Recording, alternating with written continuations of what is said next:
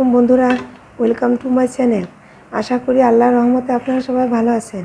বন্ধুরা, আজ সহজ উপায়ে মজাদার স্বাদে খিচুড়ি রান্না করেছি। যারা নতুন রাঁধুনি তারা কিন্তু অবশ্যই উপকৃত হবেন ইনশাল্লাহ।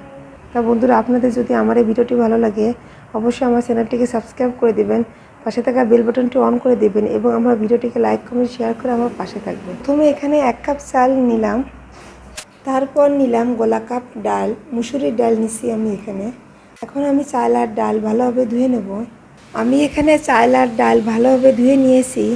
এখন আমি এতে পরিমাণ মতো পেঁয়াজ কুচি এবং রসুন কুচি, কাঁচা জাল ফালি দিয়ে দেব।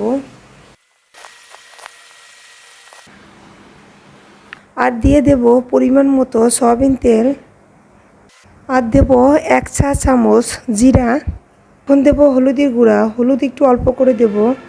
খিচুড়িতে হলুদ অল্প করে দিলে ভালো হয়। দেব স্বাদ মতো লবণ আর দেব কিছু গরম মশলা। আমি এটা ভালোভাবে মিশিয়ে নেব। আমি এখন এতে পরিমাণ মতো গরম পানি দিয়ে দিচ্ছি। বন্ধুরা, আমি এবার এটা রাইস কুকারে বসিয়ে দেব। বন্ধুরা, এই দেখুন আমার খিচুড়ি রান্না করা কিন্তু শেষ। তাহলে বন্ধুরা, আজ এই পর্যন্ত। সবাই ভালো থাকবেন। ধন্যবাদ। আল্লাহ।